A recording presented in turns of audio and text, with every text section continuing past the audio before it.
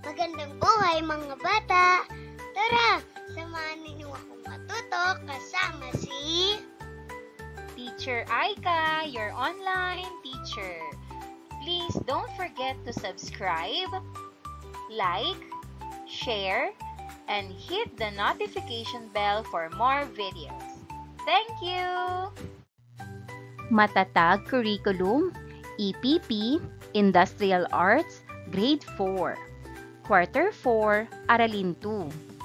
Ang ating paksa ngayong araw ay tungkol sa iba't ibang uri ng lettering style. Muli, ako si Teacher Aika, ang inyong online teacher. Simulan na natin! Mga kasanayan at layunin. Naisusulat ang mga letra gamit ang lettering styles. Mga nilalaman. Una, iba't ibang uri ng lettering style. Pangalawa, mga gabay sa pagleletra.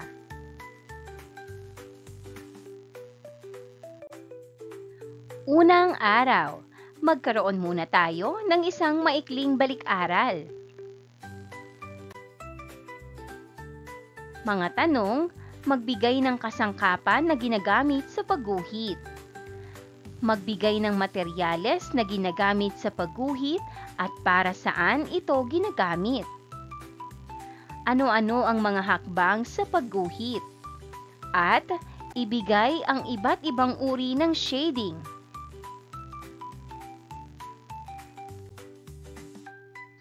Sagutin natin. Magbigay ng kasangkapan na ginagamit sa pagguhit. Sagot: kasangkapan sa pagguhit, lapis, ruler, kompas, eraser at iba pa. Magbigay ng materyales na ginagamit sa pagguhit at para saan ito ginagamit. Materyales sa pagguhit, halimbawa, bond paper, ginagamit bilang ibabaw ng guhit. Kartolina para sa mas malalaking drawings.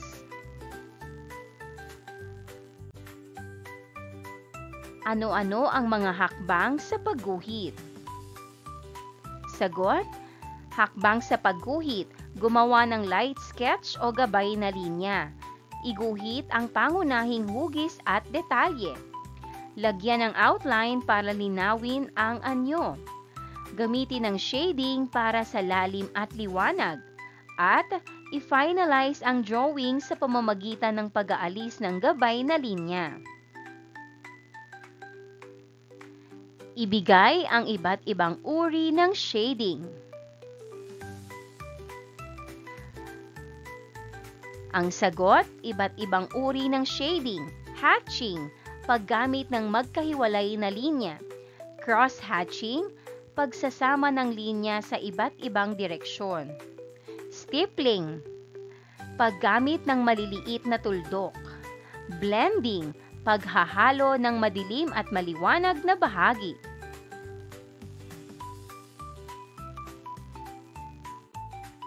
Panghikayat na gawain. Letters of same style flock together. Panuto, tingnan at kilatising mabuti ang mga letra. Igrupo ang mga letrang A, E, I, O, U na may magkaparehas na disenyo o estilo. Narito ang mechanics. Una, maghanap ng isa o dalawang kaparehas sa klase at magsama-sama. Pangalawa, gumawa ng isang 5x5 na table sa isang pirasong papel. Isang papel kada grupo. Pangatlo, isulat sa loob ng mga table ang inyong mga sagot. Pang-apat, ang numero ng mga letra lamang ang isusulat. At pang-lima, ang unang 5 grupo na makakakuha ng tamang sagot ay may karampatang gantimpala.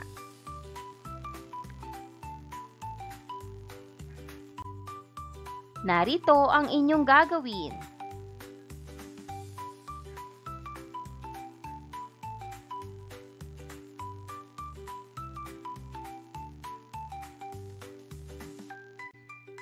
At narito naman ang tamang sagot. Kahit saang row mabuo ang A, E, I, O, U, basta mabuo ang tamang pagkakasunod-sunod ng mga letra na pare-pareho o pare-parehas ang disenyo.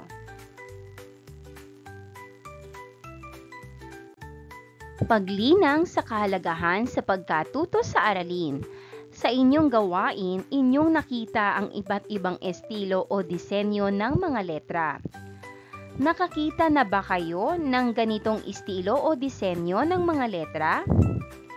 Saan mo ito nakikita? Narito ang mga halimbawa. Bola Bola, The Manager Company, Milk Tea, at Diploma of Graduation. Kilalanin natin ang bawat isa. Alam mo ba? Ang pagleletra ay nakakatulong sa pagbibigay ng kagandahan sa isang disenyo, tulad ng mga tatak ng produkto na nakikita sa TV, billboard, tarpaulin, pangalan ng tindahan at gusali na nakakaakit sa paningin. Ang paggamit ng iba't ibang disenyo ng letra ay nakakapagbigay ng mensahe sa mga nakakabasa nito. Ang pagkatuto sa kasanayan na ito ay isang paraan upang gumaling sa pagdidisenyo. Paghawan ng bokabularyo sa nilalaman ng aralin. Pagleletra. Pagleletra ay malayang ginagawa upang makabuo ng mga letra at numero sa pamamagitan ng kamay. Ito ay hindi lamang isinusulat kundi sadyang inileletra, sapagkat ang gayon ay higit na madali at mabilis isagawa bukod pa sa bihirang pagkakaroon ng pagkakamali. STEM. STEM, ito ay mga tuwid na bahagi ng mga letrang Gothic at Roman. Serif. Ito ay mga pahalang na linya na idinadagdag sa dulo ng stem ng letrang Roman. Kaugnay na paksa bilang isa, ang pagleletra. Pagproseso ng pag-unawa. Ang pagleletra ay malayang ginagawa upang makabuo ng mga letra at numero sa pamamagitan ng kamay. Ito ay hindi lamang isinusulat kundi sadyang inileletra sapagkat ang gayon ay higit na madali at mabilis isagawa bukod pa sa bihirang pagkakaroon ng pagkakamali.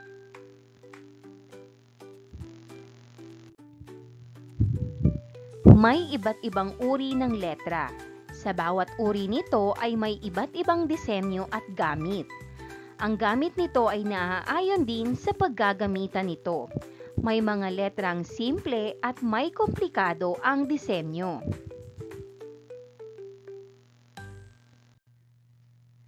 Una ay Gothic. Pinakasimpleng uri ng letra na ginagamit sa mga ordinaryong disenyo. Ito ang uring pinakagamitin dahil ito ay simple, walang palamuti o dekorasyon, at ang mga bahagi ay magkakatulad ang kapal. Narito ang malalaking titik at maliliit na titik.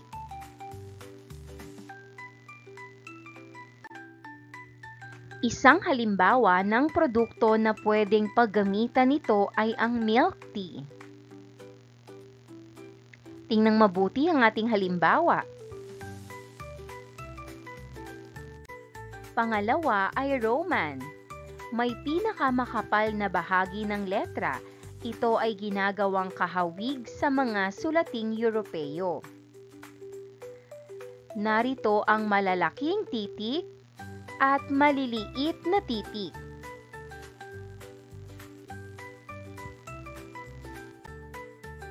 Isang halimbawa ng paggamit nito ay sa mga pangalan ng kumpanya. Narito ang halimbawa.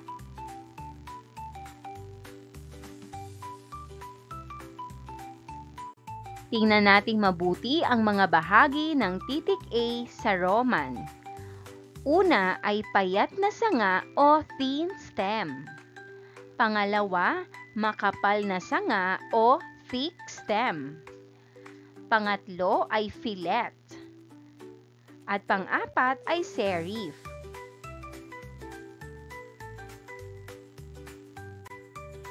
Pangatlo ay script. Noong unang panahon, ito ay ginagamit na pagleletra sa kanlurang Europa. Ito ay ginagamit na pagleletra ng Aleman, kung minsan ito ay tinatawag na Old English. Narito ang malalaking titik at maliliit na titik.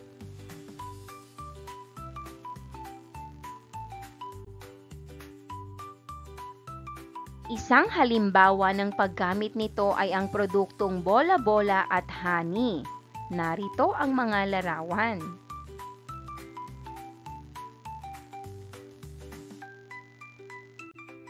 Pang-apat ay text.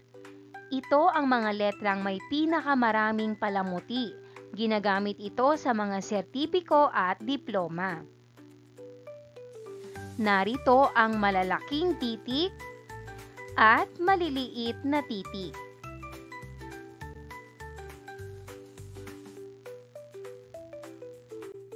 Isang halimbawa ng paggamit nito ay sa mga diploma. Tingnan mabuti ang mga diploma.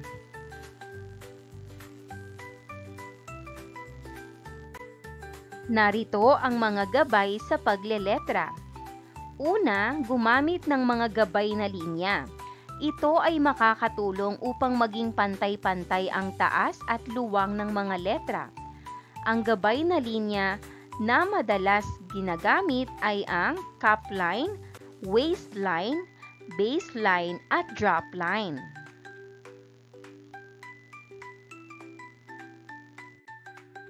Ang mga gabay na linya na ginagamit sa malalaking letra ay cap line, waistline at baseline. Tingnan mabuti kung paano isinulat ang mga titik.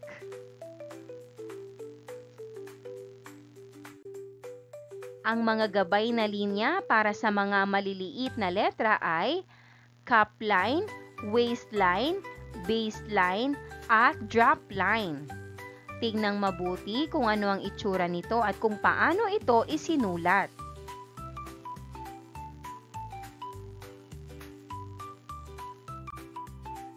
Gumamit ng mga patayong linya bilang gabay sa mga letrang may patayong bahagi. Narito ang halimbawa.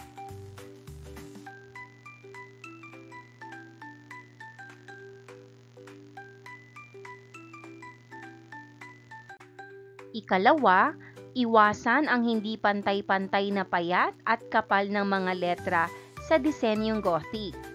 Ito ay magagawa sa pamamagitan ng pagsusulat ng isang hagod o single stroke sa bawat bahagi ng letrang Gothic. Ang larawan sa ibaba ay nagpapakita kung paano maisusulat ang mga letra ng isang hagod. Tingnan mabuti ang mga halimbawa.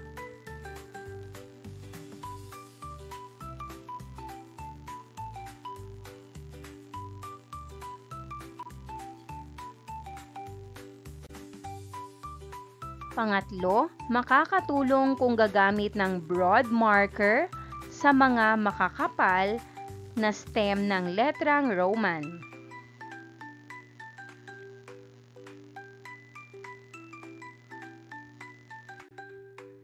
Pang-apat, para sa letrang Roman, unahing iguhit ang serif bago ilagay ang fillet. Tingnan mabuti ang larawan.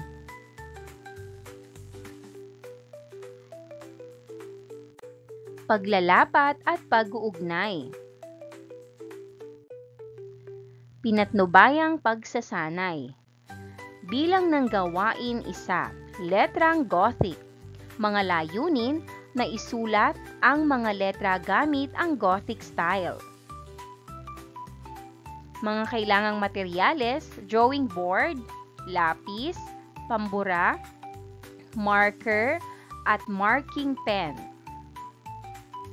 Panuto, iletra sa ibaba ang nakikitang lettering style, gumamit ng lapis at sundan ng marking pen. Gamitin ang mga gabay na linya.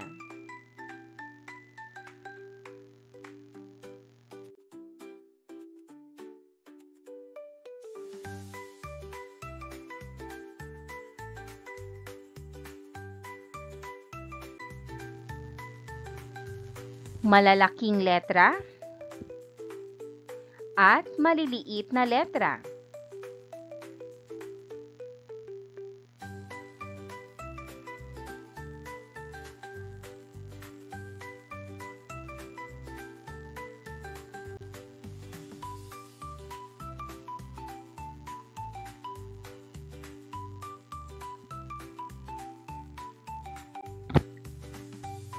Bilang ng gawain 2, letrang script. Layunin, na isulat ang mga letra gamit ang script style. Mga kailangang materyales, drawing board, lapis, pambura, marker, at marking pen. Panuto, iletra sa ibaba ang nakikitang lettering style, gumamit ng lapis at sundan ng marking pen. Gamitin ang mga gabay na linya. Malalaking letra at maliliit na letra.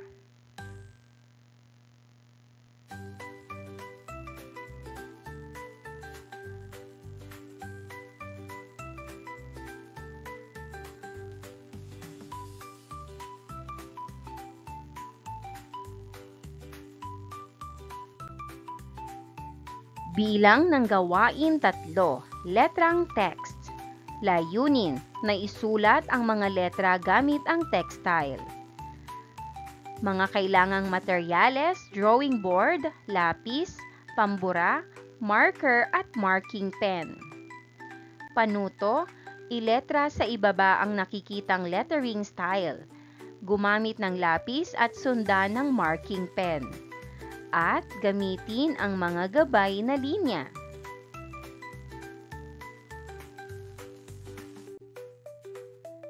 Narito ang malalaking letra at maliliit na letra.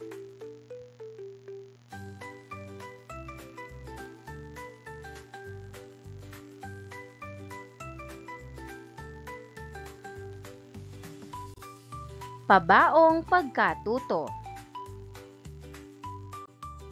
Gabay na tanong, ano ang pagleletra? Saan ginagamit ang iba't ibang disenyo ng letra? Ibigay ang iba't ibang uri ng lettering styles.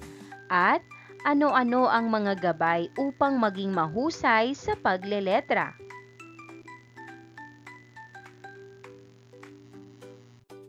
Sagutin natin. Una, ano ang pagleletra? Ang pagleletra ay ang sining ng pagsulat o pagguhit ng mga letra gamit ang iba't ibang estilo at disenyo. Saan ginagamit ang iba't ibang disenyo ng letra? Ginagamit ito sa poster, logo, signage, invitations, at artistic calligraphy upang mapaganda at mabigyang diin ang mensahe. Pangatlo, ibigay ang iba't ibang uri ng lettering styles. Gothic, makapal at diretso ang mga letra. Roman, may maliliit na pahaba sa dulo ng letra. Script, mukhang sulat kamay at may kurba. Text, magarang estilo na may disenyo. Pang-apat, ano-ano ang mga gabay upang maging mahusay sa pagleletra? Gabay upang maging mahusay sa pagleletra. Una, gumamit ng gabay na linya upang maging pantay ang letra. Pangalawa, Magsanay sa iba't ibang estilo ng pagsulat. Pangatlo, gumamit ng tamang spacing sa pagitan ng mga letra. Pang-apat, piliin ang tamang kapal at disenyo para sa mensaheng nais ipahayag. At pang-lima, maging malikhain sa paggamit ng kulay at dekorasyon. Pagninilay sa pagkatuto. Saang bahagi ng aralin ang madali para sa akin? Bakit ito naging madali? Ano ang dapat kong gawin? Saang bahagi ng aralin ako nahirapan? Bakit ako nahirapan? Ano ang dapat kong gawin? Sagutan ito sa iyong EPP notebook. Pagsusulit bilang isa, panuto, kilalanin ang mga disenyo ng letra, isulat ang iyong sagot sapat lang. Una, ito ay ginagamit na pagleletra sa kanlurang Europa. Ang sagot, text. Pangalawa, ito ang mga letrang may pinakamaraming palamuti. Ang sagot, text. Pangatlo, ito ay ginagawang kahawig sa mga sulating Europeo. Ang sagot, script. Pang-apat, pinakasimpleng uri ng letra na ginagamit sa mga ordinaryong disenyo. Ang sagot, Gothic. At pang-lima, ginagamit ito sa mga sertipiko at diploma. Ang sagot, Roman.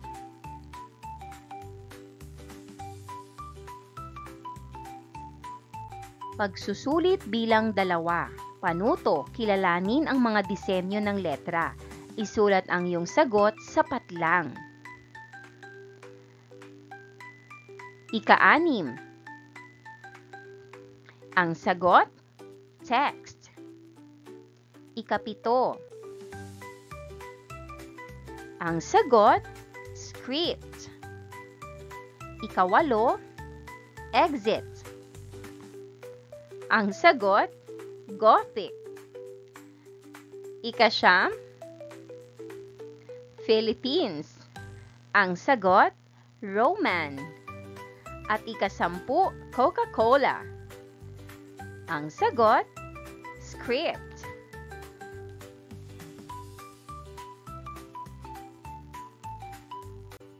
Pagsusulit bilang 3.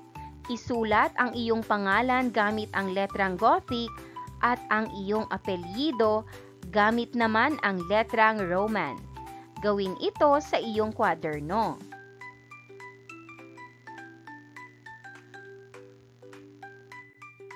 Gawaing pantahanan o takdang aralin. Ibigay lamang ang hinihingi ng mga sumusunod. Una, isulat dito ang diploma gamit ang letrang text. Pangalawa, isulat dito ang iyong buong pangalan gamit ang letrang Gothic. Pangatlo, isulat dito ang salitang successful gamit ang letrang script. Ika-4, isulat dito ang iyong pangarap na propesyon gamit ang letrang Roman. Kayang-kaya mo yan!